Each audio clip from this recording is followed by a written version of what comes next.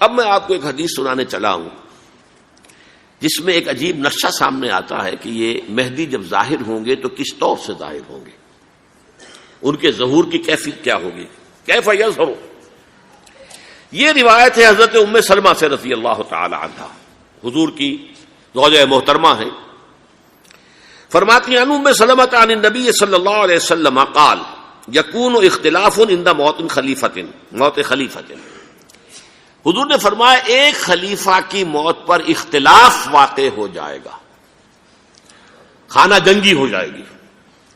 فَيَخْرُجُ رَجُلٌ مِّنْ أَهْلِ الْمَدِينَةِ حَارِبًا إِلَىٰ مَكَّةَ، پھر مدینے کے لوگوں میں سے ایک شخص نکلے گا، بھاگے گا اور جا کر پناہ لے گا اور چھپ جائے گا مکے میں۔ فَيَأْتِيهِ نَاسٌ مِّنْ أَهْلِ مَكَّةِ، پھر اس کے پاس آئیں گے اہل مکہ، مکہ کے لوگ، فَيُخْرِجُونَهُ، اور اسے نکالیں گے، جہاں وہ چھپے ہوئے ہوں گے وہاں سے نکالیں گے۔ وَهُوَ كَارِهٌ، اور وہ بالکل اس کو پسند نہیں کر رہے ہوں گے، نہ وہ خواہش مند ہوں گے کہ ان کے ہاتھ پر بیعت کی جائے، نہ وہ یہ چاہیں گے کہ وہ میدان میں آئیں اور ان کو جو ہے اپنا لیڈر مانا جائے۔ وَهُوَ كَارِهٌ فَيُبَايِعُونَهُ بَيْنَ الرُّكْنِ وَالْمَقَامِ، لیکن لوگ جو ہیں پھر اصرار کے ساتھ ان کے ہاتھ پر بیعت کریں گے رکن اور مقام کے درمیان۔ رکن وہ کونا ہے خانہ کعبہ کا جس میں حجر اسود لگا ہوا ہے، اور مقام ابراہیم جو ہے، ان دونوں کے مابین جو یہ علاقہ ہے یہاں پر وہ بیعت ہوگی۔ وَيُبْعَثُ إِلَيْهِ بَعْثٌ مِّنَ الشَّامِ، ان کے خلاف ایک لشکر بھیجا جائے گا شام سے۔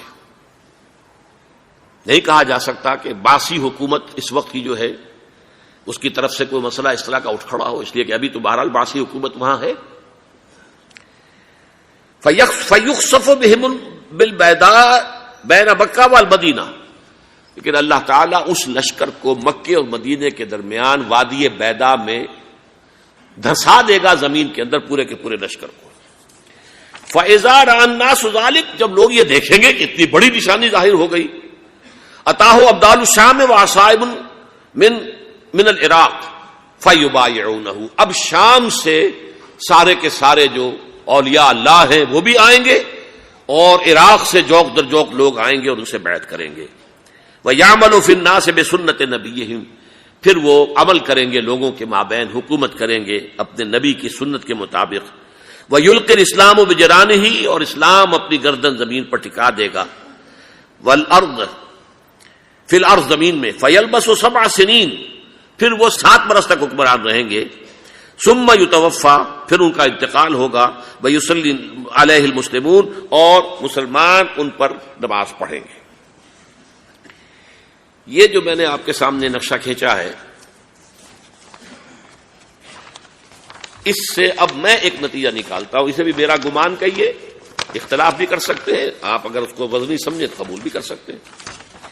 وہ یہ ہے کہ میرے نزدیک ان کے ظہور کا وقت قریب ہے، اور اس کی تھوڑی سی بعد میں مجھے معلوم ہوا کہ جین ڈکسن غالباً نام ہے امریکن اس کا، جس نے یہ پیشن کوئی خبر دی تھی کہ 1962 میں عالم عرب میں ایک بچہ پیدا ہوا ہے کہ جو وہاں کا نقشہ بدل کر رکھ دے گا۔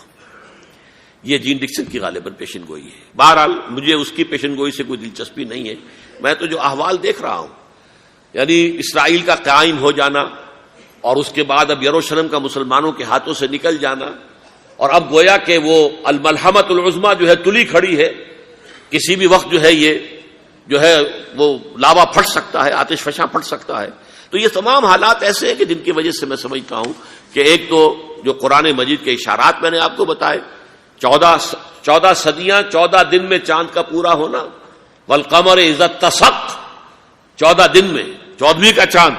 اسی طرح اب یہ 14 صدیوں کے بعد یہ صدی جو 15ویں صدی ہے، یہ در حقیقت ظہور امام مہدی کی صدی ہے۔